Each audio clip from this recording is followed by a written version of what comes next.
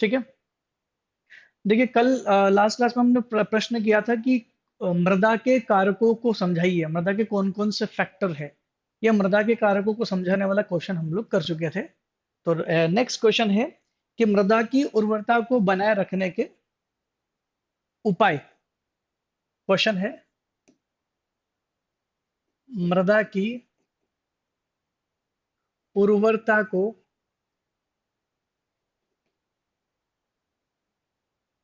बनाए रखने के उपाय।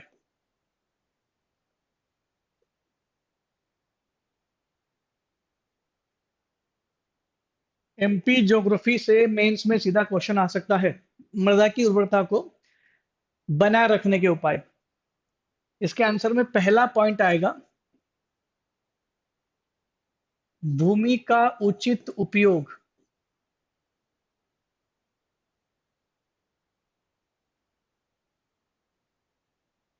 भूमि का उचित उपयोग किया जाए तो मृदा की उर्वरता को बनाया जा सकता है। कैसे? देखिए कई बार ऐसी फसलें उगाई जाती है जिससे मृदा की उर्वरता खत्म हो जाती है। तो भूमि का इस तरह से इस्तेमाल किया जाए कि कई लोग जो है तीन तीन बार फसलें उगा लेते हैं, तो कुछ समय के लिए भूमि को परती छोड़ना पड़ता है। भूमि को कुछ समय के लिए खाली छोड़ना पड़ता है, फिर दोबारा उसमें जो है वो फसल उगाई जाती है। अगर साल में कुछ महीने भूमि जो है वो अगर खाली छूट जाती है, यानी मृदा जो है उस पर कोई फसल नहीं उगाया जाए, तो मृदा की उर्वरता में इजाफा होता है, वृद्धि होती है। तो ऐसा कहा जा सकता है पहला पॉइंट में कि मृदा की उर्वरता बनाने के लिए मृदा का उचित उपयोग किया जाए। दूसरा, देखिए मृदा की उर्वरता को बचाने का दूसरा तरीका ये है, और बनाए रखने का दूसरा तरीका ये है, कई क्षेत्रों में जहां पर सिंचाई की बहुत ज्यादा उपलब्धता है, ऐसे राज्य जहां पर सिंचाई बहुत अच्छी मात्रा में मिलती है, अच्छी अच्छी एक व्यवस्थित सिंचाई दी गई है, वहां पर भूमि की उर्वरता इसलिए खत्म हो रही है क्योंकि वो बहुत ज्यादा पानी पिला रहे हैं। अगर मृदा को अगर मृदा को ज्यादा पानी भी पिलाएंगे तो भी मुश्किलात पैदा हो सकती है। इसलिए जल का व्यवस्थित तरीके से उपयोग किया जाए, यानी जितनी उस फसल को आवश्यकता है उतनी की जाए। पंजाब में अक्सर ये देखा गया है कि वहां के लोगों के पास बड़ी बड़ी नहरें हैं। तो बड़ी बड़ी नहरें जो सरकार ने उनको उपलब्ध करवाई है, उनका उपयोग वो पूरी तरह से करते हैं। लेकिन ज्यादा पानी पिलाने की वजह से वहां की मृदा में लवणीयता पैदा पैदा हो गई है, वहां की मिट्टी जो है वो लवणीय होना शुरू हो गई है।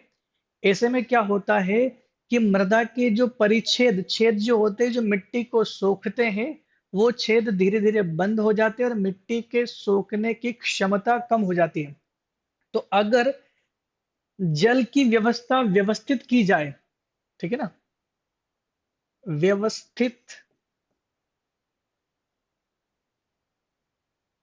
जल का उपयोग, यानी सिंचाई के पानी का व्यवस्थित उपयोग किया जाए, तो शायद ये कहा जा सकता है कि मिट्टी की उर्वरता को बनाए रखा जा सकता है। तो दो पॉइंट हमने पढ़े, भूमि का उचित उपयोग, भूमि में जल की व्यवस्था करना, यानी व्यवस्थित तरीके से जल का उपयोग करना। कई सारी फसलों में खरपतवार बहुत नुकसान करता है। खरपतवार पर नियंत्रण, अगर आपने लगातार खेतों में खरपतवार को उगने दिया, अगर लगातार खेतों में खरपतवार उग रहा है और खरपतवार का नियंत्रण नहीं किया गया, तो धीरे धीरे जो भूमि है वो फसल की उत्पादन करना कम कर देगी और भूमि कन्वर्ट हो जाएगी बंजर भूमि में। तो मिट्टी की उर्वरता को बनाए रखने के लिए जो तीसरा इंपॉर्टेंट पॉइंट है वो है खरपतवार पर नियंत्रण किया जाए। अगर खरपतवार पर नियंत्रण करना है तो उसके लिए आपको रासायनिक खाद, जैविक खाद का उपयोग करना पड़ेगा। तो ये तीन पॉइंट इंपॉर्टेंट हो गए। चौथा आपका पॉइंट है उचित फसल चक्र। उचित फसल चक्रण का उपयोग किया जाए, यानी फसलें बदल बदल कर बोना चाहिए। हर साल हम लोग फसलें एक जैसी बो रहे होते हैं तो उत्पादकता वैसे ही कम होती है। उन्नत बीजों का इस्तेमाल भारत में बहुत कम प्रतिशत किसान करते हैं। अगर किसान लगातार उन्नत बीजों का प्रयोग करना शुरू करे तो शायद ये हो सकता है कि किसानों को उर्वरता बढ़ाई जा सके। वैसे भी सरकार ने 2022 तक किसानों की आय को दोगुना करने का एक जो टारगेट लिया है, उसमें ये सारी चीजें इंपॉर्टेंट है, क्योंकि मृदा की उर्वरता को भी बनाए रखना है और उसका उचित तरीके से उपयोग भी करना है।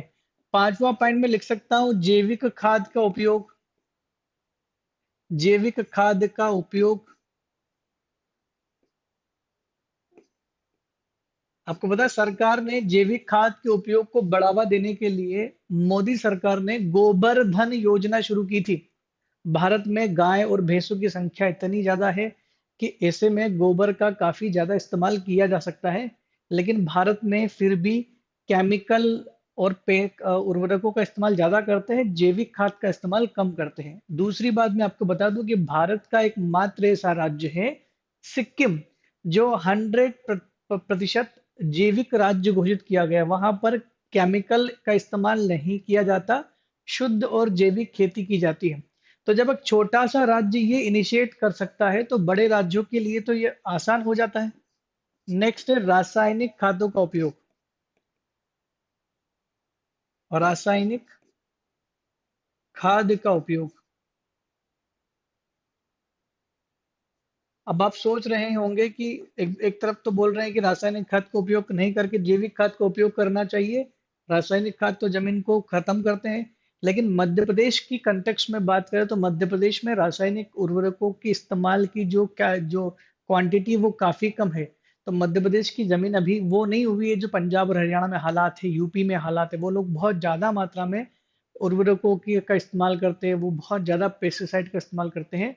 और उनके कंपैरिजन में मध्य प्रदेश में खाद का भी इस्तेमाल कम होता है और साथ ही साथ पेस्टिसाइड का भी इस्तेमाल उतना नहीं होता जितना करना चाहिए।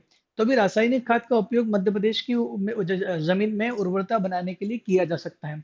तो ये मेंस का क्वेश्चन है जिसके आंसर आपको ये मिल सकते हैं। इसको थोड़ा सा व्यवस्थित तरीके से डिक्टेट कर दें, एक्सप्लेन कर दें तो आपका आंसर ठीक हो जाएगा। तो मृदा की उर्वरता को बढ़ाने के लिए क्या क्या उपाय हो सकते हैं, ये 6 उपाय बिल्कुल रट लो, इसको सीधा आंसर लिखना है। भूमि का उपयोग, उचित उपयोग, व्यवस्थित जल का उपयोग। व्यवस्थित जल का उपयोग इसका मतलब है कि ज्यादा नहीं पिलाना है, उतनी मात्रा में पिलाना जितना चाहिए। खरपतवार पर नियंत्रण किया जाए, उचित फसल चक्रण, जैविक खाद का उपयोग और रासायनिक खाद का उपयोग। अगर ये कर दिया तो मृदा की उर्वरता को कम नहीं होने देंगे, यानी उसको बचाने का एक तरीका हो सकता है। Next question. नेक्स्ट क्वेश्चन की बात करें तो मृदा अपरदन के कारण, नेक्स्ट क्वेश्चन है मृदा अपरदन के कारण। मृदा अपरदन के कौन कौन से कारण हैं? मृदा को कौन कौन सी चीज अपरदित करती है, यानी मृदा जो कटाव होता है वो किस वजह से होता है? सीधी सी बात है, दो एजेंट तो हमारे पास में है ही। वायु द्वारा, वर्षा द्वारा,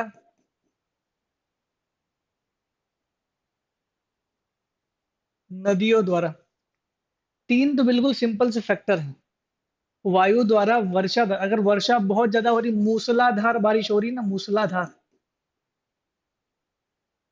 तो बहुत ज्यादा पॉसिबिलिटीज होती है कि वहां पर लैंडस्लाइड हो या भूमि का कटाव लगातार होता रहे। तो वायु जो है लगातार मिट्टी को उड़ा उड़ा के ले जाती है। वर्षा में मूसलाधार वर्षा उसका एक प्रकार है। नदियां बहती है तो नदियां भी कटाव करती है, तो ये आंसर क्वेश्चन भी हो सकता है। इसके अलावा और भी पॉइंट लिख सकते हैं हम लोग, जैसे जैसे वृक्षों की कटाई। वृक्षों की कटाई करने से भी नुकसान ये हो सकता है। वृक्ष जो है ये मिट्टी के को बांध के रखते हैं। अगर लगातार वृक्षों की कटाई हम अपने उपयोग के लिए कर रहे हैं तो ऐसे में मृदा की कटाई होना लाजमी है। तो मृदा की कटाई होना शुरू हो जाती है। एक और वहां पर ज्यादा मिट्टी का अपरदन देखा गया है जो ढाल वाले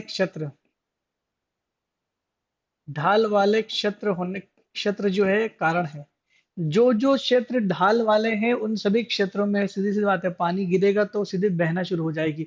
समतल खेत में मिट्टी नहीं बहती है, ढाल वाले खेतों में मिट्टी ज्यादा बहती है। तो अब इसका आंसर लिख सकते हैं the factors of erosion of soil. तो सॉइल इरोजन के जो फैक्टर्स क्या क्या है वो है आपका विंड, वायु, दूसरा है वर्षा, प्रिसिपिटेशन या रेनफॉल जिसमें मूसलाधार वर्षा है, और नदी हैवी रेनफॉल लिख सकते हैं, नदियां रिवर्स, वृक्षों की कटाई, कटिंग ऑफ ट्रीज, या इसको बोल सकते हैं डिफॉरेस्टेशन, कटिंग ऑफ ट्री को बोल सकते हैं डिफॉरेस्टेशन। ढाल वाले क्षेत्र, स्लोपी एरियाज, जो एरिया स्लोपी रीजन होते हैं वहां पर भी ये समस्या हो सकती है। ठीक है, तो ये कई सारे क्वेश्चन है जिनका आंसर है।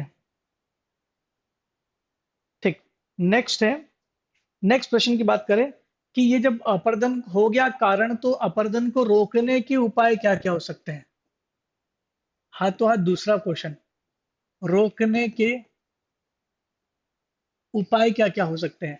मृदा अपरदन के कारणों की हम लोगों ने चर्चा कर ली, जिसमें हम लोगों ने 5 पॉइंट पढ़े हैं। तो साथ ही साथ हम लोग देख लेते हैं कि उसको रोकने के उपाय क्या क्या हो सकते हैं। देखिए, अगर बहुत ज्यादा नदी तेजी से बह रही है तो नदी की बहाव को कम करने का तरीका है बांध बनाना, बांध बनाकर। देखिए, उपाय अगर आपको नहीं सूझ रहे होते ना, तो एक तरीका है, जो आपके कारण है ना उसी से उपाय बना लीजिए। कारण मैंने बनाया कि नदियां बहुत ज्यादा कर रही थी, तो नदियों से क्या कर दिया, बांध बनाकर नदियों की स्पीड को कम कर दिया, नदियों के पानी को अलग से इकट्ठा कर लिया। अगर नदियों के पानी को क्वेश्चन देंगे आपको, क्लास में क्वेश्चन दिया जाएगा, अभी ये क्वेश्चंस कर लें। बहुत सारे क्वेश्चन मैं खुद ही क्लास में करा रहा हूँ, इसलिए क्वेश्चन नहीं बन रहे थे इस जगह से, क्योंकि मिट्टियों से जितने भी क्वेश्चन बन रहे थे मैं खुद ही करवा रहा हूँ, आपको दे नहीं रहा हूँ। और धीरे धीरे क्वेश्चन और दूंगा मैं, ठीक है। देखिए, मृदा के अपरदन को रोकने के उपाय क्या क्या है? उपाय वहीं से आएंगे जहां कारण थे। कारण था नदियां, नदियों से मैंने बांध बना करके उनकी स्पीड को कम कर दिया। दूसरा है वृक्षों की कटाई हो रही है, तो सीधी सी बात है, दूसरा कारण, दूसरा उपाय क्या हो सकता है? वृक्षारोपण उसका उपाय हो सकता है। यानी मृदा को के अपरदन को रोकने का दूसरा तरीका क्या है? वृक्षारोपण। तीसरा तरीका क्या है? देखिए, इसमें से अगर हम लोग देखें, ढाल वाले क्षेत्रों में, ढाल वाले क्षेत्रों में सबसे ज्यादा हो रहा है, तो ढाल वाले क्षेत्रों में कृषि का तरीका बदल सकते हैं। ढाल वाले क्षेत्रों में अक्सर जो कृषि का तरीका देखा जाता है वो है सीढ़ीदार कृषि, इसको टेरेस फार्मिंग भी बोलते हैं, सीढ़ीदार कृषि। अगर मैं बोलूं कि ढाल वाले पहाड़ी क्षेत्रों में सीढ़ीदार कृषि का इस्तेमाल किया जाए, इस तरह से होती है वो, जैसे फॉर एग्जांपल ये पर्वत है, तो इस ढाल वाले क्षेत्र में ऐसे होगी, इसको काट काट के सीढ़ीदार बनाया जाता है और एक खेत बना लिए गए। इससे क्या होता है कि मिट्टी का अपरदन रुकता जाता है। तो इस तरह की फार्मिंग की जाती है, कर्नाटक में की जाती है, तमिलनाडु में होती है, आसाम, उत्तराखंड, ऐसे रीजन में जहाँ पहाड़ी क्षेत्र है, हिमाचल प्रदेश, वहां पर आपको इस तरह की खेती देखने को मिलेगी। तो ढाल वाले क्षेत्रों का सीधे सीधा आंसर क्या हो गया? ये उसका आंसर हो सकता है। ठीक है, तो उपाय में हम लोग ये उपाय लिख सकते हैं, मिट्टी के अपरदन को रोकने के उपाय। और भी उपाय अगर आपके दिमाग में है तो आप वो और भी उपाय कर सकते हैं। मेड़ बनाकर, खेतों के आसपास मेड़, मेड़ बनाकर भी ये किया जा सकता है। मेड़ बनाकर भी मिट्टी की कटाव को रोका जा सकता है। तो ये कुछ पॉइंट्स है जो आपके क्वेश्चंस के आंसर सीधे सीधे होंगे। अब हम लोग एक नेक्स्ट क्वेश्चन की बात करेंगे जो कि एमपी से रिलेटेड है। मध्य प्रदेश में मृदा अपरदन के प्रकार, मध्य प्रदेश में किस तरह का मृदा अपरदन होता है? मध्य प्रदेश में या भारत में भी हो तो दो ही प्रकार है। मध्य प्रदेश में मृदा अपरदन के प्रकार, ये क्वेश्चन एक बार पूछा भी गया है, सीधा प्रकार का ही क्वेश्चन दे दिया गया कि अवनालिका अपरदन को समझाइए। अवनालिका अपरदन को समझाना है तो क्वेश्चन, अब प्रकार में दो तरह के प्रकार आते हैं। एक आता है अवनालिका अपरदन, अवनालिका अपरदन। अवनालिका अपरदन उन क्षेत्र में होगा जहां पर दो कंडीशन फुलफिल होगी। ये समझिएगा, अवनालिका अपरदन उन क्षेत्रों में ज्यादा होता है जहां पर दो कंडीशन फुलफिल होती है। पहली तो यह कि वो पर्वतीय क्षेत्र हो। पर्वतीय क्षेत्र से मतलब है तीव्र ढाल वाला क्षेत्र। पर्वतीय क्षेत्र से सीधा मतलब है तीव्र ढाल वाला क्षेत्र। ठीक है। तीव्र ढाल वाले क्षेत्र में ये पॉसिबल है कि वहां पर अवनालिका अपर्दन होगा। दूसरा, वहां पर भारी वर्षा होना चाहिए।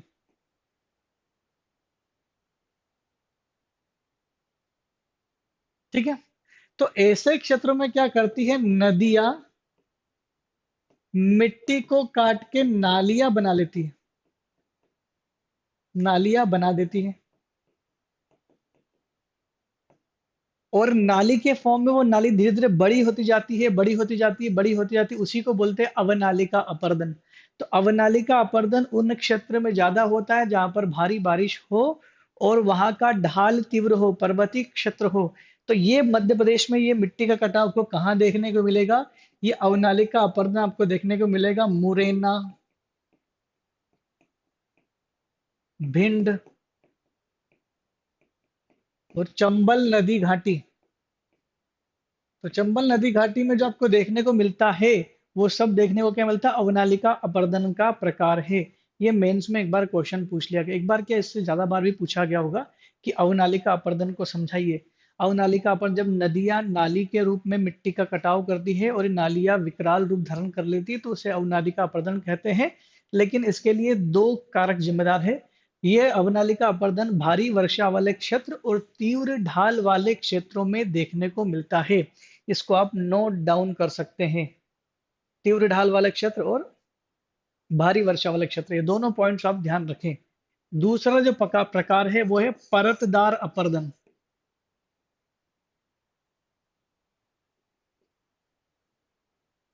परतदार अपर्दन।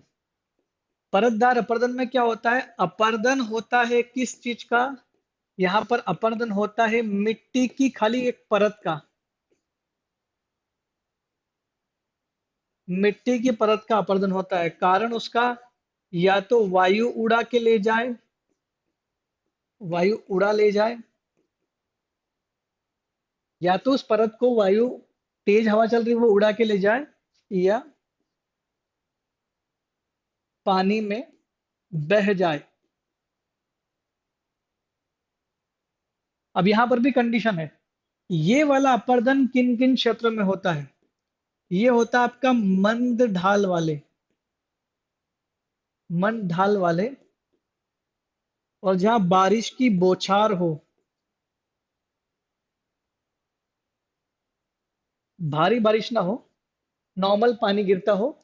लेकिन एक कंडीशन यहां पर बहुत इंपॉर्टेंट है, यहां पर वनस्पति का अभाव होना चाहिए।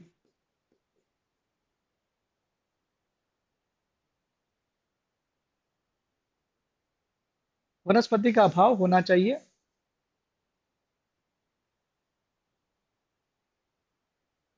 एक मिनट अच्छे से लिख देता हूं मैं। मंद ढाल वाले क्षेत्र, वर्षा की बौछार, और आखिरी जो स्टार वाला पॉइंट लिख रहा था मैं वो है वनस्पति का अभाव। वनस्पति का अभाव, वनस्पति का अभाव। देखिए, वो क्षेत्र जहां पर तीव्र ढाल है, भारी वर्षा है, वहां पर अवनालिका अपर्दन होगा। और वो क्षेत्र जहां पर मंद ढाल है, ढाल मंद है, बिल्कुल स्लोप कम है, और वर्षा भी ज्यादा नहीं हो रही, हल्की फुल्की वर्षा हो रही है, वनस्पति का भी अभाव है। तो ऐसे क्षेत्रों में जो वर्षा होती है वो परत, सॉरी, ऐसे क्षेत्रों में जो समस्या आती है वो है परतदार अपर्दन की समस्या। तो इसको आप समझ सकते हैं। ये सतपुड़ा और बालाघाट क्षेत्र में मिलती हैं। ये कहाँ पर ज्यादा मिलती हैं? सतपुड़ा रीजन में देखने को मिलती है, प्लस बालाघाट जिले में बहुत मिलती है। तो ये दो जगह की समस्या है। बालाघाट जिले की समस्या है और सतपुड़ा की समस्या है। बालाघाट जिले की समस्या है ये। तो आप ये क्वेश्चन का आंसर लिख सकते हो। तो ये सब जो है दो तरह की समस्या है। अगर आपसे पूछे कि भारत में मृदा अपरदन के कितने प्रकार हैं? तो भारत में भी आप दो ही प्रकार लिख सकते हैं। दो प्रकार को एक्सप्लेन किया तो भी आपका 5 नंबर वाला क्वेश्चन तो लगभग लगभग सही हो जाएगा। ठीक है। तो सबसे ज्यादा समस्याएं अवनालिका अपर्दन की मध्य प्रदेश में आती है, जो कि चंबल नदी से रिलेटेड है। चंबल नदी जो कि बेडलैंड टोपोग्राफी के लिए प्रसिद्ध है, बीहड़ बनाती है, आपने इसके बारे में सुना जरूर होगा। तो मुरैना और भिंड वाला जो क्षेत्र में रहने वाले लोग हैं वो जरूर जानते होंगे इसके बारे में। नेक्स्ट क्वेश्चन है आपका, मृदा अपरदन के कारक कौन कौन से हैं? मैंने मृदा के निर्माण के कारकों की चर्चा की थी। मृदा अपन के अपरदन के कारक, क्वेश्चन ऐसा पूछ सकता है। देखिए, मृदा अपरदन के कारण कारक एक ही होते हैं, लेकिन यहां पर थोड़ा सा मैं डिफरेंशिएट कर रहा हूं। मृदा अपरदन के कारक समझाइए। ठीक है। मृदा अपरदन के कारकों की चर्चा करें। देखिए, मृदा अपरदन के कारकों की जब बात की गई तो दो तरह के कारक सामने आते हैं। एक कारक में आता है प्राकृतिक कारक। अगर कारकों के हिसाब से क्वेश्चन पूछा गया तो आप इस तरह से क्वेश्चन का आंसर लिख सकते हैं। एक है प्राकृतिक कारक और दूसरा है मानव जनित, मेन मेड, मानव जनित कारक। तो दो तरह के कारक हो सकते हैं। एक तो होता है प्राकृतिक कारक और दूसरा हो सकता है मानव जनित कारक। प्राकृतिक कारक में हम समझते ही हैं, वायु है, वर्षा है, नदियां हैं। ये वायु है, वर्षा है, नदियां है, उच्चावच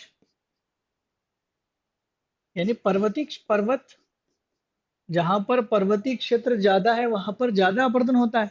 तो पर्वतों का होना भी एक प्राकृतिक कारक है मृदा अपरदन का। तो आप प्राकृतिक कारकों में इन सबको लिख सकते हो। जहां मैंने वर्षा लिखा वहां आप ये भी लिख सकते हो, जलवायु भी लिख सकते हो, कोई फर्क नहीं पड़ेगा, जलवायु के अंदर वर्षा आती ही है। अगर आप जलवायु लिखोगे ज्यादा बेटर रहेगा। जलवायु के अंतर्गत वर्षा आती है और वर्षा की वजह से ही ऐसा होता है। अलग अलग जगहों पर अलग अलग तरह की समस्या है, तो आप इसको समझ सकते हैं। तो ये अपरदन के कारक प्राकृतिक तो हो गए। मानव जनित अपरदन के कारण क्या क्या हो सकते हैं? मानव जनित अपरदन के कारण के दोषपूर्ण कृषि पद्धति,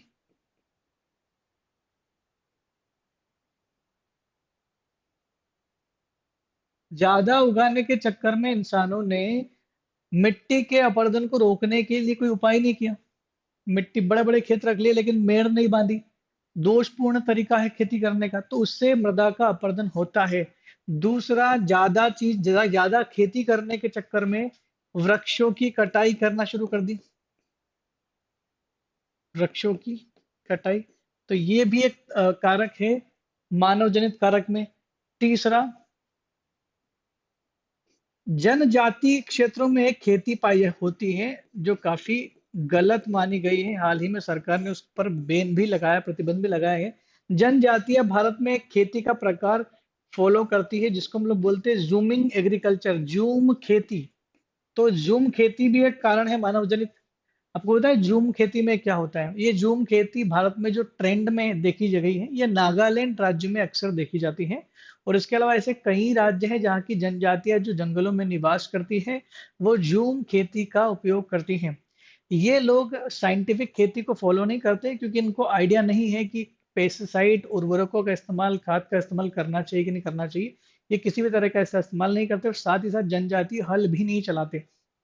ये धरती को माता के रूप में पूजते, ऐसे में हल चलाना सही नहीं समझते। ये सीधा फसल बोते हैं और ये क्या करते हैं, जंगलों को काट करके खेती युक्त छोटा सा खेत बनाते हैं। 2 से 3 साल तक उसमें खेती करते हैं। अगर उसमें लगातार उर्वरक और उसकी प्लविंग कल्टीवेशन नहीं किया जाता तो वैसे भी बंजर हो जाती है।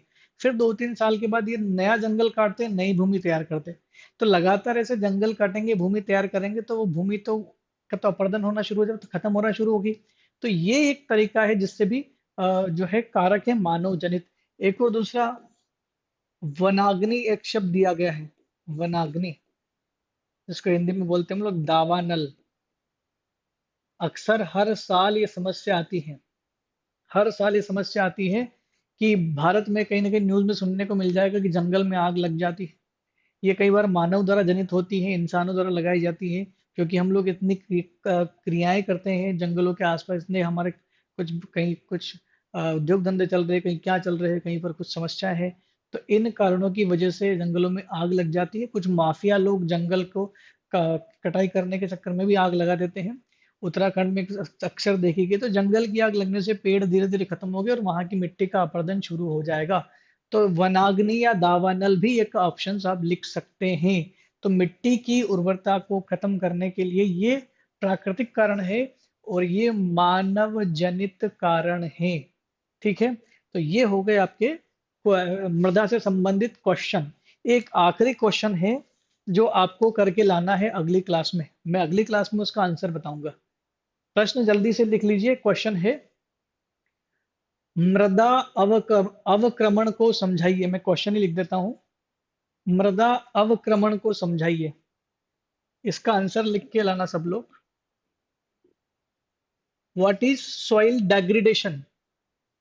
मृदा अवक्रमण को समझाइए। What is soil degradation? मृदा मृदा अवकरण को समझाइए। और साथ ही साथ तथा कारक भी लिखें। क्या कारक है उसके, कारक भी बताएं। अच्छा प्रश्न है। मृदा अवक्रमण क्या है?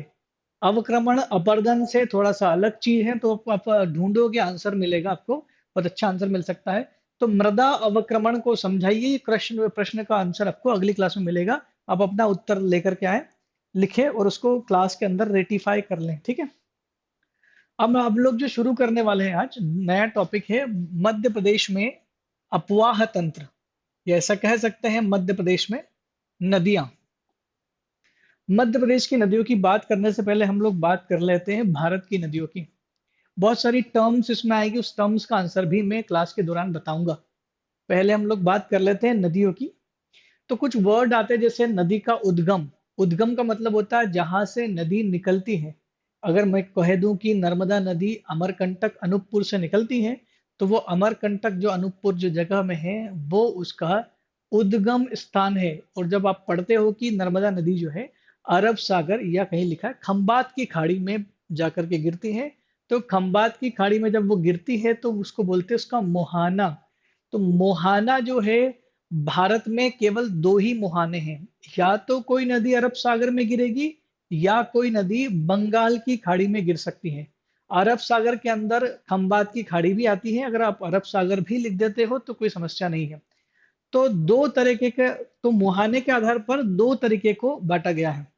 और उद्गम के आधार पर भारत में नदियों को दो तरीके से बांटा गया है। हिमालय से निकलने वाली नदियां और प्रायद्वीपीय भारत से निकलने वाली नदियां, दो तरह पे बांटा गया है। हिमालय से निकलने वाली नदियां और प्रायद्वीपीय भारत से निकलने वाली नदियां। प्रायद्वीपीय भारत का मतलब होता है वह भारत का वह हिस्सा जो समुद्र से सीमा टच करता है, समुद्र वाला एरिया जो तीनों तरफ से समुद्र से घिरा हुआ है, नीचे वाला एरिया। साउथ इंडिया अलग होता है और प्रायद्वीपीय भारत अलग अलग होता है, ध्यान रखिए दोनों चीजों को। तो मैंने क्या बताया, उद्गम के आधार पर नदियों को दो भाग में बांटा गया है, हिमालय से निकलने वाली नदियां और प्रायद्वीपीय भारत से निकलने वाली नदियां। तो अगर मैं आपसे प्रश्न पूछूं कि मध्य प्रदेश की नदियां किस वाले सेक्टर में आएगी, हिमालय से निकलने वाली नदियों में आती हैं या प्रायद्वीपीय भारत की नदियों में आती है, तो सीधा सीधा उसका आंसर होगा मध्य प्रदेश की जितनी भी नदियां हैं सारी की सारी नदियां आती हैं प्रायद्वीपीय प्रकार की नदियों में।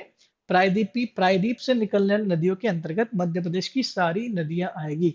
तो मध्य प्रदेश में हिमालय से निकलने वाली कोई नदी न तो आती है और न ही कोई नदी यहाँ पर बहती है, क्योंकि हिमालय से निकलने वाले बड़े बड़े नदी तंत्र जो हैं वो केवल तीन नदी तंत्र हैं जो आपके सामने लिखे हुए हैं।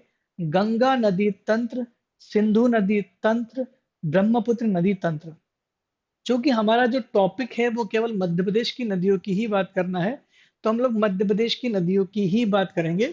एक छोटा मोटा मैंने मोटे तौर पर आपको बता दिया कि इसको किस तरह से डिवाइड किया जाता है।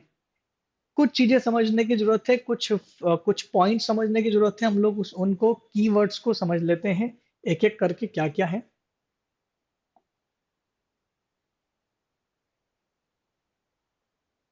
पहला तो समझ रहे हो आप, उद्गम क्या होता है। जिन जिन पॉइंट की हम लोग चर्चा करेंगे मैं उनको लिख देता हूँ। पहला पॉइंट जो हम समझेंगे वो है उद्गम क्या होता है। उद्गम वो जगह है जहां से नदी निकलना शुरू हो जाती है। मुहाना क्या होता है, ये शब्द आपको समझने होंगे। मुहाना क्या होता है। तीसरा, अपवाह तंत्र क्या होता है। अपवाह तंत्र किसे बोलते हैं, और अपवाह के प्रकारों की भी चर्चा हम लोग करेंगे। चौथा, सहायक नदी क्या होती है। सहायक नदी ये क्या होती है। पांचवा, अंतःस्रावी नदी क्या होती है। ठीक है। एक जगह वर्ड मिलेगा, पूर्ववर्ती नदियां।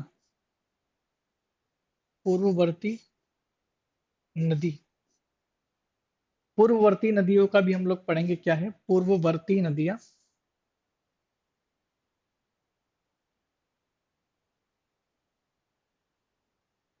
एक शब्द आएगा आपके पास में, मौसमी नदी। मौसमी नदी क्या है, और एक होता है सदा नीरा। सदा नीरा नदी किसको बोलते हैं। ये तो ये 8 कुछ वर्ड है जिसकी हम लोग चर्चा करने वाले हैं आज की इस क्लास में। उद्गम क्या होता है, मोहाना क्या होता है, अपवाह तंत्र क्या होता है, सहायक नदी क्या होती है, अंतःस्रावी नदी क्या होती है। अंतःस्रावी, ये शब्द मैं अच्छे से लिख देता हूं, बड़ा दिक्कत करता है ये। अंतःस्रावी,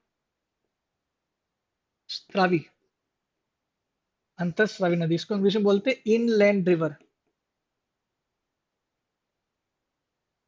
इनलैंड रिवर, अंतःस्रावी नदी।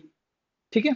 तो ये क्या होता है, पूर्ववर्ती नदी क्या होती है, मौसमी नदी क्या होती है, और सदा नीरा नदी किसे कहते हैं। तो एक एक करके सारे टॉपिक्स हम लोग कर लेते हैं। पहला हमारा टॉपिक था उद्गम किसे कहते हैं। उद्गम क्या होता है, नदी जिस पॉइंट से, जिस क्षेत्र से बन करके निकलती है उसे नदी का उद्गम क्षेत्र कहा जाता है। जैसे अगर आपसे मैं नर्मदा नदी का उद्गम पूछूंगा तो आपका आंसर होगा अमरकंटक से निकलती है या मेकल श्रेणी से निकलती है। इसीलिए तो उसको मेकल सुता भी बोलते हैं, मेकल से निकलती है। अगर मैं आपसे पूछे गंगा नदी का कहाँ है, तो गोमुख जो गंगोत्री उत्तराखंड में है वहां से है। यमुना नदी यमुनोत्री से निकलती है। ब्रह्मपुत्र नदी जो है वो मानसरोवर के पास में एक ग्लेशियर है, चेमा युंगडुंग ग्लेशियर, तिब्बत से निकलती है। सिंधु नदी मानसरोवर झील से निकलती है। ऐसी कई सारी नदियां हैं जिनका हर एक नदी का उद्गम कहीं ना कहीं से तो होगा। अब जब उद्गम होगा तो नदी कहीं ना कहीं पर जाकर के गिरेगी। या तो नदी कहीं पर जाके गिरती है, किसी समुद्र या किसी महासागर में गिरती है, तो उसे उसका मुहाना कहते हैं। कुछ नदियां ऐसी होती है जो लंबाई में कम होती हैं और सीधी जाकर के समुद्र में नहीं गिरती हैं। जो नदी समुद्र में नहीं गिरती है वो किसी दूसरी नदी से जाकर के मिलती है, तो उसे हम लोग बोलते हैं सहायक नदी। वह नदी जो किसी दूसरी नदी से जाकर के मिल जाती है उसको बोलते हैं हम लोग सहायक नदी। तो हम लोग बात कर रहे हैं उद्गम, तो आपको क्लियर समझ में आ गया होगा। मोहाना की बात करेंगे। मोहाना क्या होता है, मान लो कोई नदी किसी उद्गम वाले क्षेत्र से चली है। नदी का उद्गम, ओरिजिन,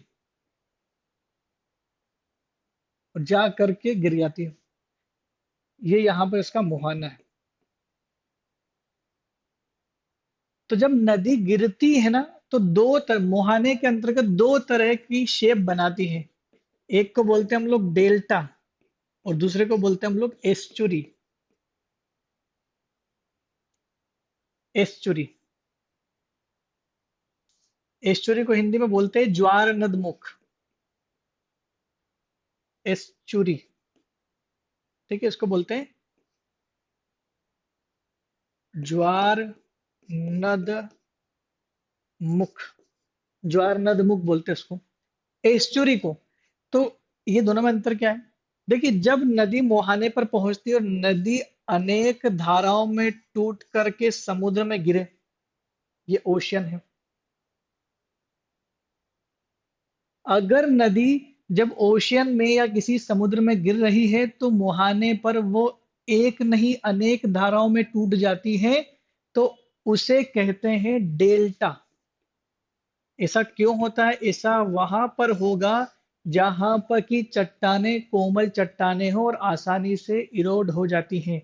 इरोड हो जाती हैं, आसानी से टूट जाती हैं। यानी मैं अगर बोलूं कि गंगा नदी जिस क्षेत्र से बह करके आती है वो ज्यादातर अवसादी चट्टानों से निर्मित होता है, और पूरे हिमालय का जितना भी अवसाद होता है वो जमा करके लेके आती है पहाड़ से, और मुहाने के वहां पर जमा कर देती है, ढेर ढेर हो जाता है पूरा। और दोबारा वापस जब पीछे से पानी आता है तो वो पानी उसी उसी अवसाद से निकलता है, तो अलग अलग धाराओं में टूट करके बह जाता है। पूरा दलदल मार्शल लैंड हो जाता है वहां पर, जैसे सुंदरवन का डेल्टा। तो इन क्षेत्रों में जहाँ की सॉफ्ट रॉक टोपोग्राफी हो, जहाँ की कोमल चट्टान स्थलाकृतियां हो, कोमल स्थलाकृतियां हो, वहां पर डेल्टा बनता है। जबकि दूसरा जो एस्चुरी वहां पर बनता है जहां पर कठोर चट्टानें हो और नदियां इरोजन नहीं करती हो। यानी जिस चट्टानों की topography badland hard rock topography हो। हार्ड मतलब जो जिसमें इरोजन कम होता है। जैसे मध्य प्रदेश की नर्मदा नदी की ही बात कर ले, तो मध्य प्रदेश गोंडवाना भूमि का हिस्सा है, और मध्य प्रदेश की चट्टानें बेसाल्ट चट्टानों से, ग्रेनाइट की चट्टानों से बनी हुई है, ज्यादातर बेसाल्टिक रॉक्स हैं। और ये बेसाल्ट की चट्टानों पर यहाँ पर आपको इरोजन नहीं देखने को मिलेगा। आप हमेशा न्यूज़ पढ़ते होंगे तो आपको दो चीज समझ में आती है। आप हमेशा सुनते होंगे कि उत्तर भारत में हिमालय में लैंडस्लाइड की घटना हुई, उत्तराखंड में हुई, हिमाचल प्रदेश में हुई, जम्मू एंड कश्मीर में देखने को मिली, या कभी कभी पंजाब में भी पीर पंजाल वाला क्षेत्र है हिमालय का, वहां पर भी देखने को मिल जाती है। लेकिन कभी ये न्यूज में नहीं आता कि मध्य प्रदेश में कहीं पचमढ़ी में आपने ऐसा सुना। तो मध्य प्रदेश में ना सतपुड़ा में ऐसी घटना होती है, ना विंध्याचल में ऐसी घटनाएं होती हैं, क्योंकि यहाँ की चट्टानें बहुत कठोर होती हैं। और यही कारण है कि उत्तर भारत में आपको कोई जलप्रपात नहीं मिलेगा, दक्षिण भारत में जलप्रपातों की भरमार है। प्रायद्वीपीय भारत जो है वो हार्ड रॉक टोपोग्राफी है, इरोजन नहीं होता है, इसलिए नदियां ऊपर से गिरती है और जलप्रपात बनाती है। तो एस्चुरी जब बनता है तो नदी सीधी जाकर के गिर जाती, एक ही धारा में गिर जाती है, और इसको बोलते हैं एस्चुरी। याद रखने का एक तरीका है, देखिए, भारत में जितनी भी नदियां बंगाल की खाड़ी में गिरती हैं, मोस्ट 99%, 90% तो मान ही लीजिए, कुछ एक होगी छोटी छोटी जिन नदियों का मैप में भी जिक्र नहीं होता है।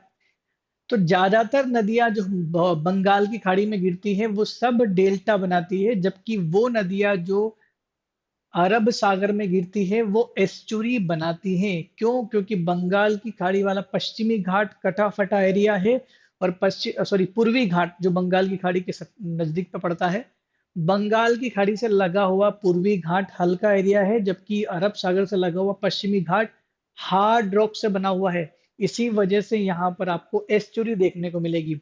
भारत का सबसे बड़ा डेल्टा, भारत ही नहीं दुनिया का सबसे बड़ा डेल्टा गंगा और ब्रह्मपुत्र मिलकर के बनाती है, जिसे सुंदरवन डेल्टा कहते हैं। जबकि भारत की सबसे बड़ी एस्चुरी नर्मदा नदी बनाती है, जो खंबात की खाड़ी में गिरती है। मेरे ख्याल से दोनों चीजें क्लियर हो गई होगी कि मुहाने के अंतर्गत डेल्टा क्या होता है और एस्चुरी क्या होती है। ठीक है, नेक्स्ट चीज समझ लेते हैं हम लोग, अपवाह क्या होता है। अपवाह तंत्र बड़ा इंपॉर्टेंट है। अपवाह तंत्र, इंग्लिश में इसको बोलते हैं drainage system. What is drainage system? अफवाह तंत्र क्या है? होता क्या है, जब कोई नदी बह रही है, बहुत लंबी नदी है, इसको हम लोग बोलते हैं मुख्य नदी। मुख्य नदी, जब किसी मुख्य नदी से छोटी छोटी अनेक नदी आकर के टकराए, मिल जा रही हैं, मिल जा रही है,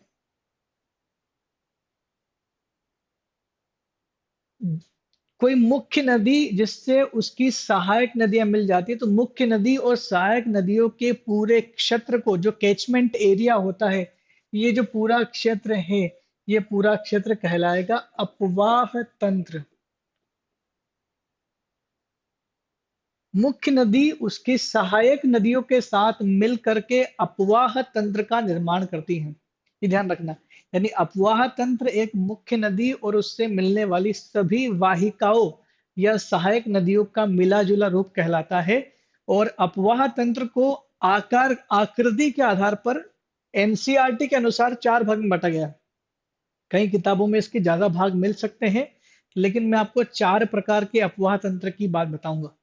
4 प्रकार के अपवाह तंत्र सबसे इंपॉर्टेंट इसलिए हो जाते हैं क्योंकि एनसीईआरटी में इन चारों अपवाह तंत्र की ही बात की गई है। तो एक एक करके हम लोग अपवाह तंत्र समझते हैं। ये तो क्लियर हो गया होगा कि अपवाह तंत्र क्या है। देखते हैं वो 4 अपवाह तंत्र कौन से हैं। पहला जो अपवाह तंत्र उसका नाम है वृक्षाकार अपवाह तंत्र। वृक्षाकार अपवाह तंत्र। वृक्षाकार अपवाह तंत्र। वृक्षाकार का मतलब होता है जिसका शेप वृक्ष के आधार पर हो। इंग्लिश में इसको लगते हैं dendritic. Dendritic dendritic drainage system. इसमें क्या होता है, फॉर एग्जाम्पल जैसे ये एक मुख्य नदी बह रही है, ये मेन रिवर है, मुख्य नदी है, तो उससे इस तरह से मिलती हैं उसकी सहायक नदियां, जैसे कि पेड़ की डालियां हो।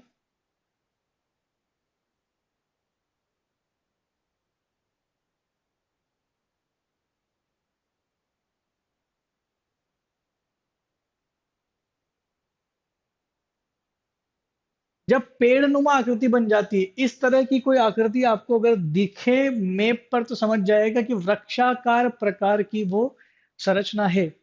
भारत की गंगा नदी इसका एक उदाहरण है। तो ये अपवाह तंत्र के प्रकार का जो पहला अपवाह तंत्र है, वो कुछ इस प्रकार का है। ये ऐसा भी बन सकता है, तो ऐसा भी बन सकता है।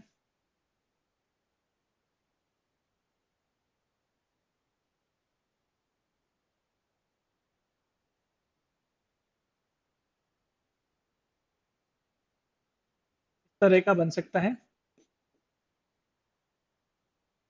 ये सीधा है, ये उल्टा है, तो दोनों में से जो भी आपको दिखे, ये जो वृक्ष की डाली के समान या वृक्ष के समान दिखता है, तो इसको हम लोग बोलते हैं वृक्षाकार अपवाह प्रतिरूप।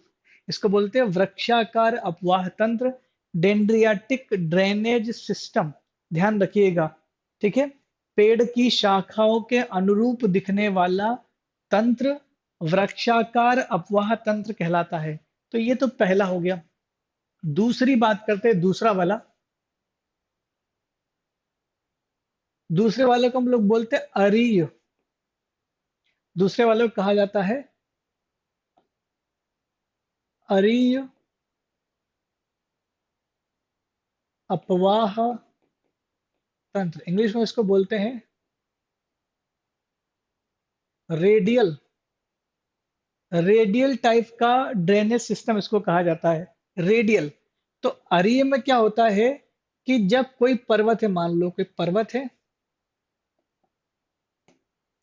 ये पर्वत वाला एरिया है। जब किसी पर्वतीय क्षेत्र से बहुत सारी अलग अलग नदियां सभी दिशाओं में बहना शुरू कर दे,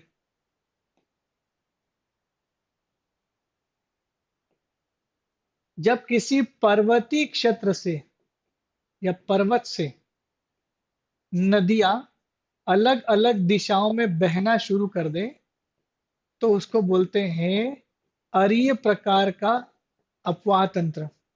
जैसे मध्य प्रदेश में अमरकंटक में मिलता है। गंगा नदी में कुछ इस तरह का मिल जाता है। जबकि मध्य प्रदेश के अमरकंटक में, जहां से नर्मदा, सोन और जोहिला नदियां एक ही पर्वत से निकलती है 3 अलग अलग दिशाओं में, तो ऐसा कहा जा सकता है कि जो द्वितीय प्रकार का डेल्टा अपवाह तंत्र है, जिसको हम लोग अरी या radial type of drainage system बोलते हैं, तो ये रेडियल प्रकार का जो अपवाह तंत्र है, ये जो है आपका ये जो है आपका अमरकंटक अपवाह क्षेत्र कहलाता है, जिसमें से नर्मदा, सोन और जोहिला नदियां अलग अलग निकलती हैं। समझ में आ गया होगा द्वितीय प्रकार का। जब एक ही पर्वत से अनेकों सभी दिशाओं में नदियां एक साथ अलग अलग दिशाओं में निकले, तो उसको बोलते हैं अरी प्रकार का अपवाह तंत्र। मेरे ख्याल से ये भी समझ में आ गया होगा। नेक्स्ट वाली बात करते हैं, तीसरा। तीसरा होता है जाली नुमा।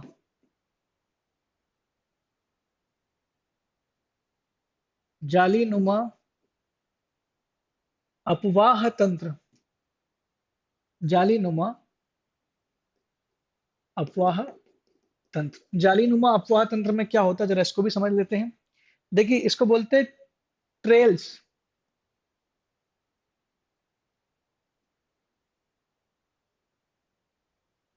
ट्रेलिस या ट्रेल्स ड्रेनेज सिस्टम। इसमें क्या होता है कि जब कोई नदी, ओरिजिनल जो मेन नदी चल रही है, मान लो ऐसे चल रही है, ठीक है, इससे उसकी सारी सहायक नदियां समकोण पर मिल रही हो।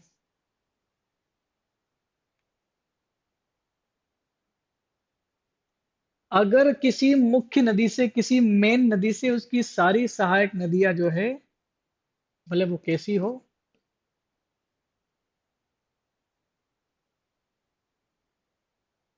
उसकी सहायक नदियां कैसे मिल रही हो, समकोण पर, राइट एंगल पर मिल रही हो, बिल्कुल 90 डिग्री का एंगल बन रहा है। अगर इस तरह से लगातार उसकी नदियां मिल रही हो, तो ऐसे तंत्र को कहा जाता है टेलिस या जालीनुमा अपवाह तंत्र। उसको बोलते हैं जालीनुमा ड्रेनेज सिस्टम। इसमें ये सारी नदियां पैरेलल होती है, सारी सहायक नदियां एक दूसरे के समांतर होती है, लेकिन जब मुख्य नदी से मिलती है तो वो उसके समकोण पर मिलती है। तो इसका आंसर कैसे बनेगा? जब नदियां एक दूसरे के समांतर बहती हो और मुख्य नदी से समकोण पर मिलती हो, जब नदियां एक दूसरे के समांतर बहती हो और मुख्य नदी से समकोण पर मिलती हो, तो उसको बोलते हैं जाली नुमा अपवाह तंत्र। तो जाली नुमा अपवाह, देखिए जाली नुमा अपवाह तंत्र के उदाहरण जो है, गंगा नदी में आपको, जब बिहार के बाद की कंडीशन पढ़ोगे तो बिहार जब राज्य चलता है तो बिहार राज्य में ऊपर से, यानी नेपाल हिमालय से लगातार ऊपर से समकोण पे नदियां मिलती हैं। तो गंगा नदी का कुछ पार्ट है वहां पर ये देखा जा सकता है।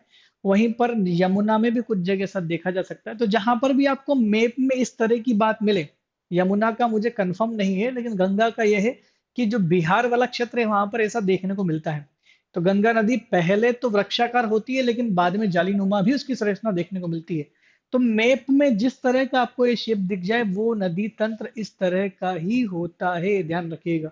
ठीक है, आगे बढ़ते हैं चौथे वाले पर।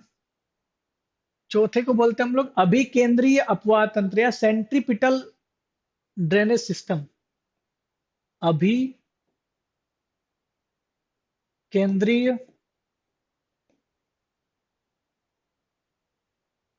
अपवाह तंत्र।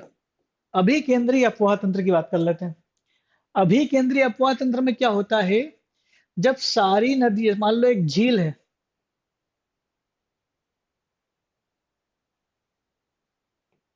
कोई झील या समुद्र जो भी है, तो अगर बहुत सारी नदियां अलग अलग दिशाओं में से आकर के एक ही झील में आकर के गिरे, जब बहुत सारी नदियां अलग अलग, अलग अलग दिशाओं से आकर के एक झील या तालाब में आकर के गिर जाए, तो इस प्रकार के अपवाह तंत्र को हम लोग बोलते हैं सेंट्रीपिटल ड्रेनेज सिस्टम या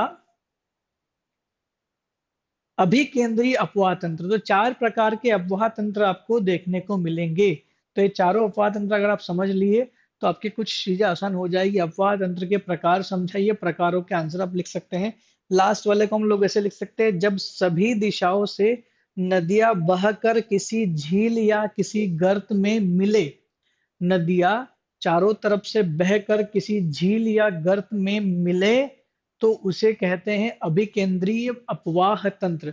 तो चार प्रकार के अपवाह तंत्र की मैंने आपसे बात कर ली है। अब आगे बढ़ते हैं, जो नेक्स्ट हमने पॉइंट लिखा था। अपवाह तंत्र का पॉइंट हो गया। बात करते हैं अपवाह तंत्र के बाद सहायक नदी, तो समझ गए वो नदी जो किसी नदी से जाकर मिल जाती है, सहायक नदी। नेक्स्ट होता है आपका अंतःस्रावी नदी। अंतःस्रावी नदी समझ लेते हैं। अंतःस्रावी नदी की बात करें तो देखते हैं ये क्या होती है। देखिए, या तो नदी मुख्य नदी हो सकती है, वो नदी जो किसी सागर में गिरे उसे मुख्य नदी कहते हैं। वो नदी जो किसी सागर में गिरे उसे मुख्य नदी कहते हैं। मान लो कोई नदी सागर में नहीं गिर रही, किसी दूसरी नदी में मिल रही है, तो उसको हम लोग बोलते हैं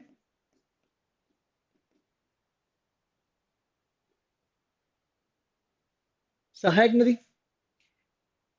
मान लो कोई नदी किसी नदी में किसी समुद्र में ना मिल रही हो और किसी दूसरी नदी में मिल रही हो, तो उसको हम लोग बोलते हैं सहायक नदी। उसको बोलते हैं हम लोग ट्रिब्यूटरी। ठीक है, सहायक नदी। और तीसरा ऑप्शन आता है, मान लो ना तो सागर में गिरे ना किसी नदी की सहायक नदी हो। कोई नदी जो ना तो सागर में गिरे ना तो सहायक नदी होगी, सहायक भी नहीं और समुद्र में भी नहीं गिर रही है। वो जब कोई नदी समुद्र में नहीं गिरेगी, जैसे फॉर एग्जांपल ये इंडिया है, ये इंडिया, कोई नदी यहां से आ रही है, कोई नदी यहां से आ रही है, दिख रही है नहीं दिख रही, ये जान लो ये नदी यहां से आ रही है। ठीक है, ये यहां से आ रही है और आकर के यहीं पर खत्म हो जाए बस। ना तो किसी नदी में मिल रही है और ना सागर में गिरे, तो ऐसी नदी जो धरती पर ही खत्म हो जाए, इसी पार्ट में आ जाए, इन इसको बोलते हैं अंतः स्रावी नदी। 2014 एमबीबीएससी प्री में क्वेश्चन भी आया था कि मध्य प्रदेश की भारत की अंतःस्रावी नदी कौन कौन सी है। भारत में केवल दो ही अंतःस्रावी नदी है, जान लेना। एक तो आपकी मिलेगी लूनी, जो राजस्थान में है। राजस्थान के अजमेर में एक पुष्कर झील है। राजस्थान के अजमेर जिले में पुष्कर झील से निकलती है। और कच्छ का रण जो कि गुजरात में स्थित है, वहां जाकर के विलीन हो जाती है, विलुप्त हो जाती है। न तो समुद्र में गिरती है न किसी नदी से मिलती है। इसको बोलते हैं हम लोग अंतःस्रावी या इनलैंड रिवर। तो लूनी हो गए। दूसरी आपकी है घग्गर, जो कि शिमला से निकलती है। दूसरी नदी होगी आपकी घग्गर नदी, जो कि शिमला से निकलती है। घग्गर नदी भारत की दूसरी और दूसरी सबसे लंबी क्या है, अंतःस्रावी नदी है। तो लूनी और घग्गर दोनों चीज ध्यान रखना। लूनी निकलती है पुष्कर झील से, ये इंडियन ज्योग्राफी का क्वेश्चन है। और घग्गर नदी निकलती है आपकी शिमला से, जो कि थार के मरुस्थल में विलुप्त हो जाती है। तो मेरे ख्याल से ये अंतःस्रावी नदी का कॉन्सेप्ट आपको क्लियर क्लियर हो गया होगा कि क्या मतलब होता है इसका। ठीक है, तो इसके बाद बात करते हैं हम लोग मौसमी नदियों की। मौसमी नदी का मतलब क्या होता है? देखिए, मौसमी नदी का मतलब होता है वह नदी जो किसी विशेष मौसम में बहे। मौसमी नदी क्या होती है और सदा नीरा क्या होती है?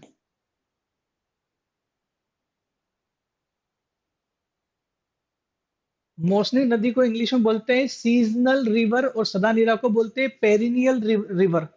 तो पेरिनियल रिवर क्या होती है और सीजनल रिवर, सीजनल रिवर मतलब जो वर्ष भर न बहती हो।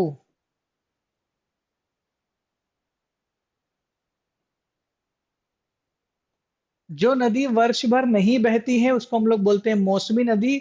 और जिन नदियों में वर्ष भर पानी रहता है, वर्ष भर बहती है। एक क्वेश्चन आया था कि क्या कारण है कि साउथ इंडिया की नदियां, क्या कारण है कि साउथ इंडिया की नदियां मौसमी होती है जबकि हिमालय से निकलने वाली नदियां जो है वो सदा नीरा होती है? तो उसका अंतर आंसर ये है कि देखिए, हिमालय से जो भी नदियां निकलती है उन सभी नदियों का उद्गम किसी न किसी ग्लेशियर से होता है। तो उन नदियों को पानी जो है दो तरीके से स्रोत है, दो तरीके से पानी मिल सकता है, दो सोर्सेस होते हैं। एक तो वो कि बरसात के पानी की वजह से उनको पानी मिला है तो वो बह रही है। और जैसे ही शीत ऋतु के बाद ग्रीष्म ऋतु का आगमन होता है, गर्मी बढ़ने की वजह से ग्लेशियर धीरे धीरे मेल्ट होना शुरू हो जाते हैं। वो धीरे धीरे ग्लेशियर पिघलना शुरू हो जाते हैं, और ग्लेशियर के पिघलने के कारण, ग्लेशियर के पिघलने के कारण ही उनको दूसरी बार पानी मिलना शुरू हो जाता है। तो हिमालय से निकलने वाली नदियों को पानी के स्रोत दो दो हैं, जबकि दक्षिण भारत की नदियों में पानी के स्रोत एक सिंगल है, बरसात, उसके अलावा नहीं। लेकिन फिर भी दक्षिण भारत की नदियों से पूछा जाए, प्रायद्वीपीय भारत में तो वैसे भी नर्मदा नदी सदा निरा है।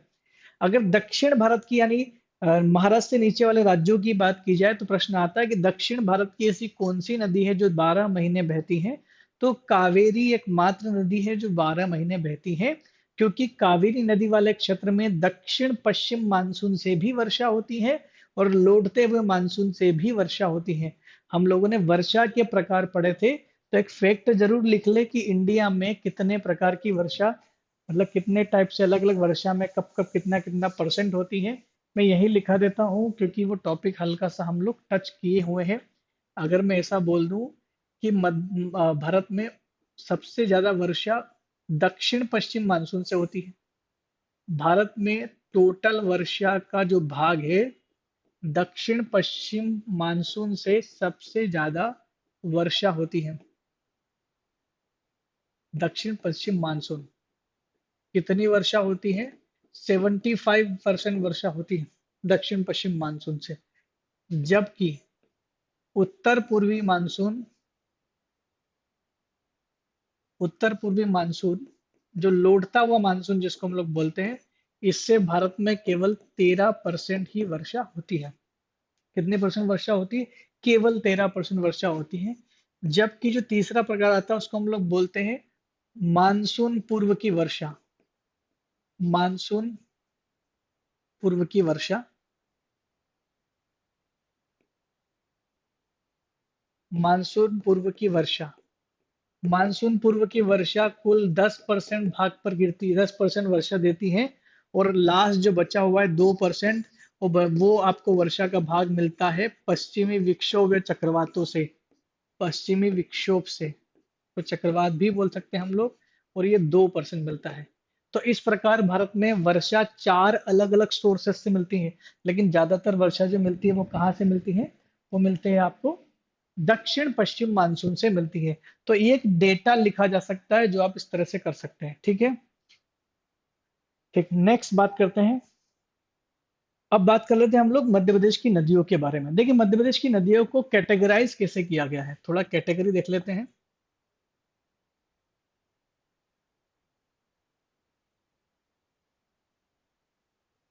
दिशा के आधार पर हम लोग बांट सकते हैं मध्य प्रदेश की नदियों को। दिशा के आधार पर कैसे बांट सकते हैं? दिशा के आधार पर बांटे तो हम लोग बांटेंगे उत्तर की ओर बहने वाली नदियां। उत्तर की ओर यानी उत्तर दिशा में, यानी आगे जाकर भले ही वो मुड़ जाए कोई फर्क नहीं पड़ता, लेकिन मध्य प्रदेश से उत्तर की ओर बहने वाली, जिसमें हमारे कुछ नदियां इस प्रकार हैं। चंबल नदी, केन नदी, चंबल, केन, बेतवा और सिंध। ये चंबल, केन, बेतवा, सिंध, ये चार नदियां तो वैसे आपको याद रखना है, क्योंकि चारों की चारों नदियां मिल जाती है गंगा में। ये चारों नदियां गंगा में मिलने वाली, सॉरी, यमुना में मिल जाती हैं। यमुना गंगा में मिलती है, तो गंगा की सहायक नदियों में इनका नाम आता है कि चंबल, केन, बेतवा और सिंध यमुना में मिलने वाली मध्य प्रदेश की चार प्रमुख नदियां हैं। तो ये उत्तर जाती है सीधा। काली सिंध जो देवास जिले से निकलती है, और पार्वती नदी जो सीहोर, आष्टा सीहोर से निकल, सॉरी, हाँ, सीहोर के आसपास कैसे निकलती है, आष्टा सीहोर से। तो पार्वती नदी, चंबल, केन, बेतवा, सिंध और काली सिंध नदियां जो हैं, ये सारी की सारी उत्तर की ओर बहने वाली हैं। आगे जाकर भले ही ये पश्चिम दिशा में, पूर्व दिशा में बहने लगे, लेकिन मध्य प्रदेश से जब निकलती तो उत्तर दिशा में निकलती। दक्षिण की ओर बहने वाली तीन नदियां वेन गंगा, वर्धा और पेंच।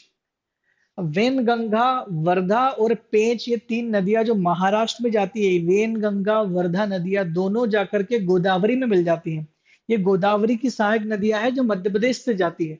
हो सकता है प्रश्न बना दिया जाए कि मध्य प्रदेश से निकलने वाली ऐसी कौन सी नदियां हैं जो गोदावरी की सहायक नदी है, तो वेन गंगा और वर्धा मिल करके आगे जाके मिल जाती हैं ये, और ये जाके मिलती है सीधी गोदावरी नदी में।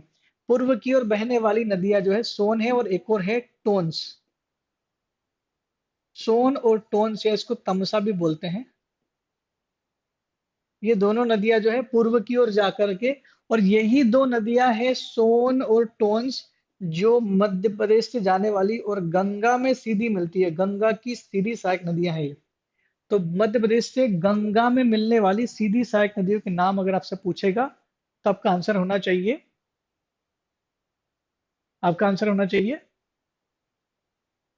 सोन और तमसा। सोन और तमसा दो नदियां हैं जो सीधी मिल जाती है गंगा में। ठीक है, तो ध्यान रखिए इस बात को भी। पश्चिम से मिलने वाली नदियां जो है, पश्चिम की ओर बहने वाली नदियां जो है वो तीन है। दो तो सबसे important, very important river, that is Narmada, Tapti और माही। नर्मदा, ताप्ती और माही, ये दो सबसे इंपॉर्टेंट नदियां हैं। हम लोग आज बात करने वाले हैं नर्मदा नदी के बारे में, जो सबसे इंपॉर्टेंट है। देखिए, मध्य प्रदेश में अपवाह तंत्र कौन कौन, गंगा नदी अपवाह तंत्र भी मध्य प्रदेश, मैंने बोला ना अपवाह तंत्र का मतलब क्या होता है। अपवाह तंत्र का मतलब होता है कि किसी कोई मुख्य नदी और उससे जुड़ी हुई सभी सहायक नदियों के कैचमेंट एरिया को हम लोग अपवाह तंत्र बोलते हैं। तो मध्य प्रदेश में गंगा की सीधी सहायक नदियां भी मिलती हैं। गंगा की सीधी सहायक नदियां कैसे, सोन और तमसा तो मिलती ही है। साथ ही साथ गंगा की जो सहायक नदी है सबसे बड़ी, यमुना, उसकी भी सहायक नदियां हमारे पास में है, जिसमें चंबल, सोन, बेतवा के सब आती है। इवन चंबल का अपना एक तंत्र निर्मित हुआ जिसमें शिप्रा, पार्वती आती है। तो देखा जाए तो मध्य प्रदेश के बहुत बड़े हिस्से में गंगा अपवाह तंत्र फैला हुआ है। गंगा नदी नहीं बहती है, लेकिन गंगा नदी का अपवाह तंत्र फैला हुआ है। तो मध्य प्रदेश में जो अपवाह तंत्र सबसे बड़ा हम लोग, वैसे तो सबसे बड़ा अपवाह तंत्र नर्मदा है जो सबसे ज्यादा एरिया के कैरी करती है, लेकिन उसकी सहायक नदियों से जोड़ा जाए तो गंगा नदी भी एक बड़ा अफवाह तंत्र है।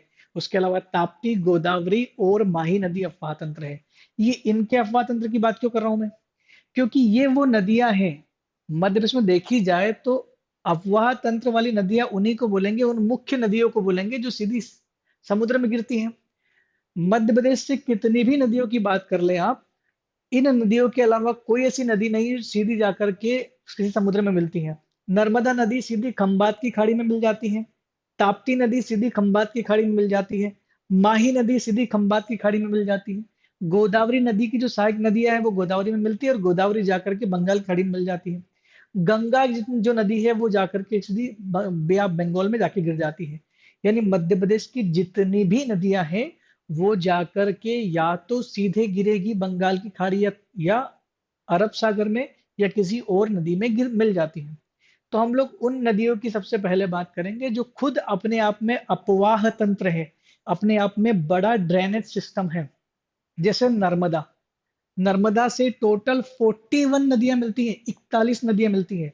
वो सारी 41 नदियां है तो मध्य प्रदेश की, लेकिन वो मुख्य नदी नहीं है, वो सहायक नदियां हैं। और सहायक नदियां जो है वो मुख्य नदी में मिलती है, और वो जाकर के मिल जाती है अरब सागर या बंगाल की खाड़ी में।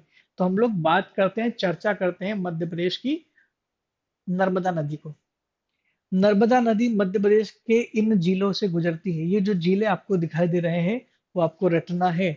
सबसे पहले मध्य प्रदेश से जहां से निकलती है वो है आपका अनूपपुर। अनूपपुर से निकलने के बाद नदी कहाँ जाती है, देखिए हम लोग इसको ऐसे समझ लेते हैं, ये याद रहेगा आपको। मैप से समझेंगे तो ज्यादा बेटर तरीके से याद रहेगा। नर्मदा नदी का उद्गम सब जानते हैं कि कहाँ से होता है।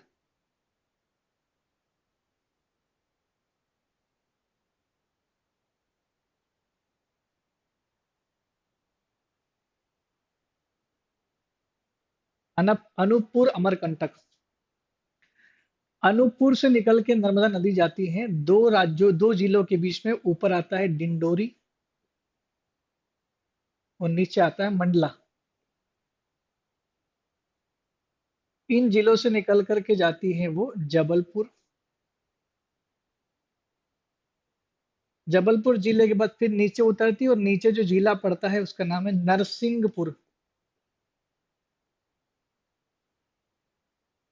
नरसिंहपुर के बाद थोड़ा और नीचे उतरती है, तो यहाँ पर जो जिला आता है वो आपका होता है आपका होशंगाबाद।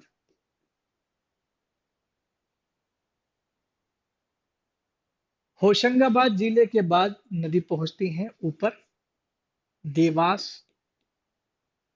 देवास के बाद फिर नीचे आती है हरदा। हरदा के बाद खंडवा, खरगोन, बड़वानी। सॉरी, खंडवा खरगोन से पहले हरदा के बाद सीहोर में भी जाती है। सीहोर में भी नदी प्रवेश करती है। सीहोर,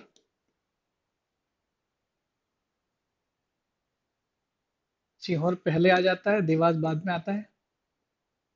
सीहोर, देवास, फिर नीचे जाकर के खंडवा, खरगोन, बड़वानी, और आखिरी में जाकर के अलीराजपुर और गुजरात में प्रवेश कर जाती है। ये नर्मदा नदी इस तरह से बहती है। नर्मदा नदी से ऊपर से मिलने वाली नदियों की संख्या जो है वो टोटल 19 है। ऊपर से जो नदियां मिल जाती हैं उसकी टोटल संख्या कितनी है? 19 है। जबकि नीचे से मिलने वाली नदियों की संख्या टोटल 22 है। टोटल 19 इधर से मिलती है। इसको बोलते हैं राइट।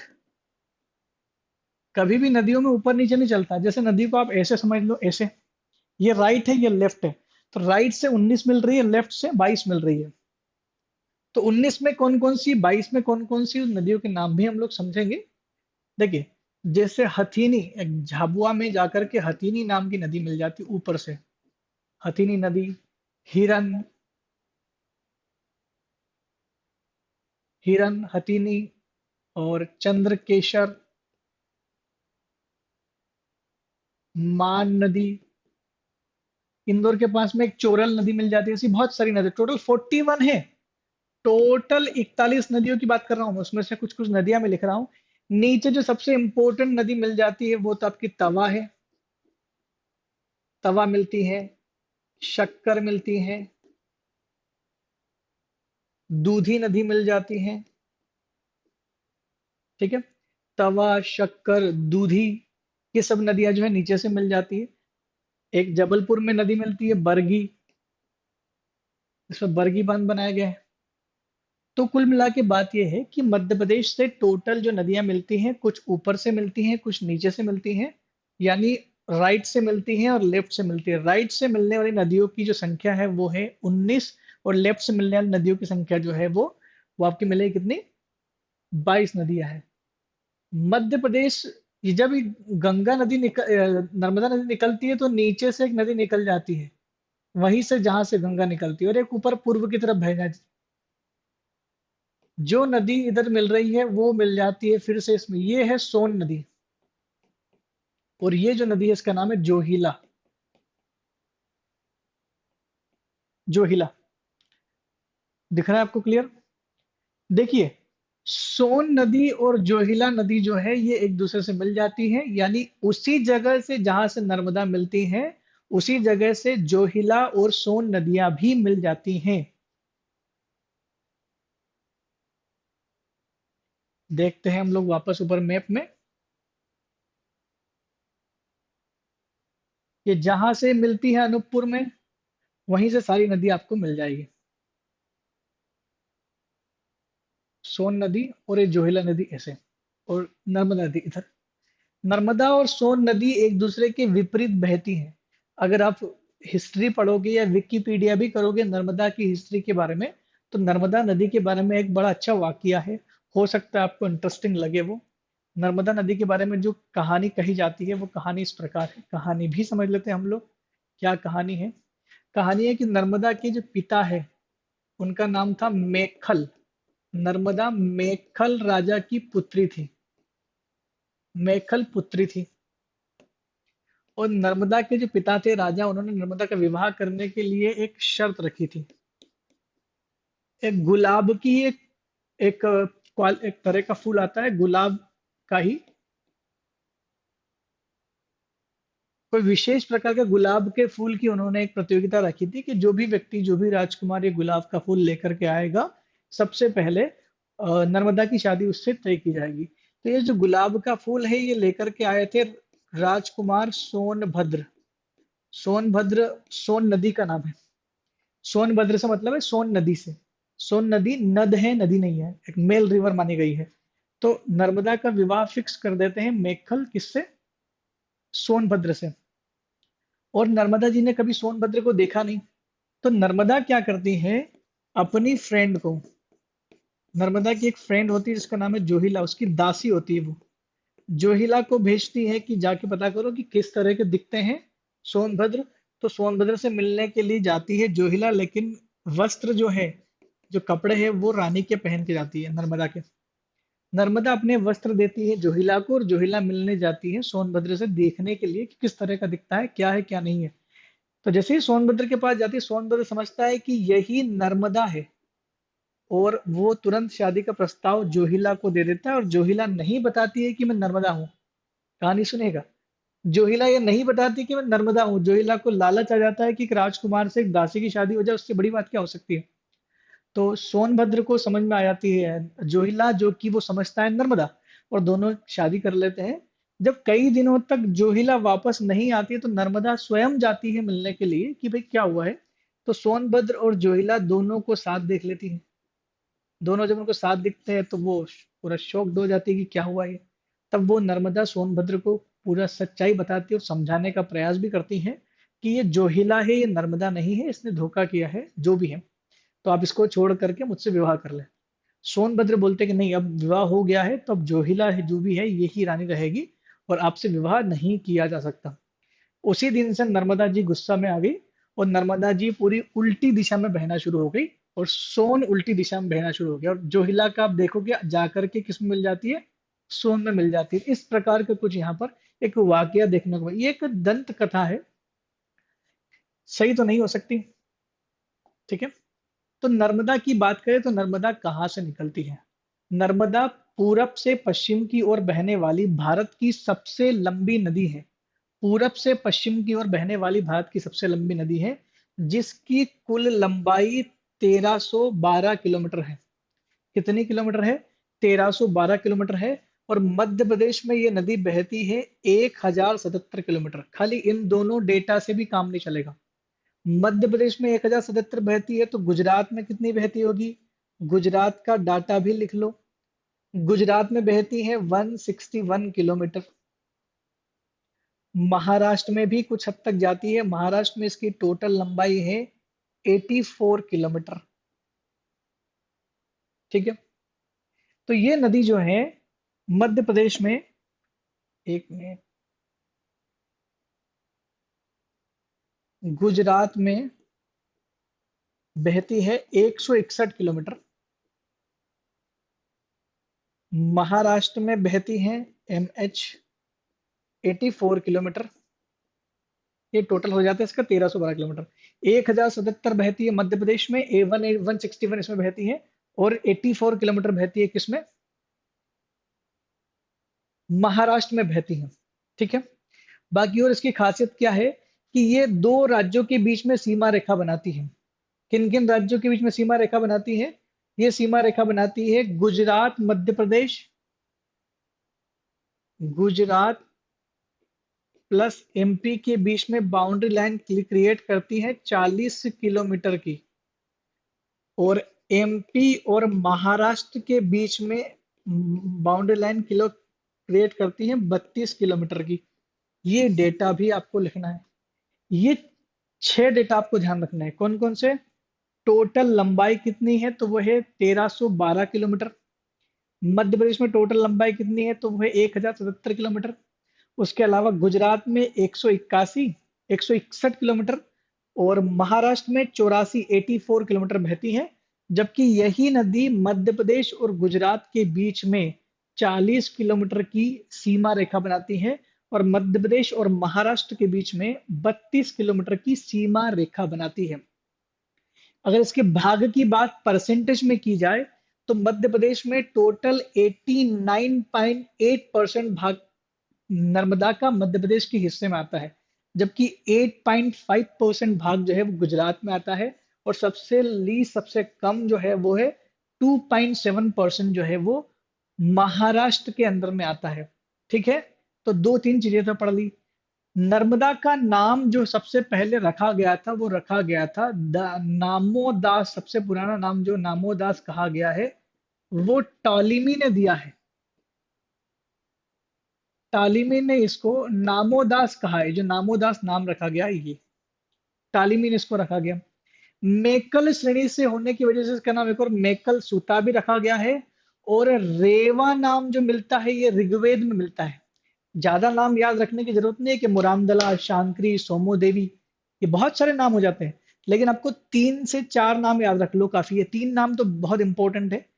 टालिनी, क्लाडियस टालिनी एक ज्योग्राफर था, बहुत पुराना प्राचीन व्यक्ति है, जिसने नर्मदा नदी को नामोदास कहा है, नामोदास कहा है। और ऋग्वेदा में जो इसका नाम मिलता है, सबसे प्राचीनतम नाम जो ऋग्वेद में मिला है वो है रेवा। और मेकल श्रेणी से निकलने के लिए इसका नाम रखा गया है मेकल सुता। तो ये नाम आप याद रख सकते हो, इसके अलावा ज्यादा नाम याद रखने की जरूरत नहीं है। डेटा आप याद रख लीजिए। ठीक है, ये मैं बता चुका हूं कि दाईं ओर से 19 नदियां मिलती हैं, जबकि बाईं ओर से 22 नदियां मिलती हैं।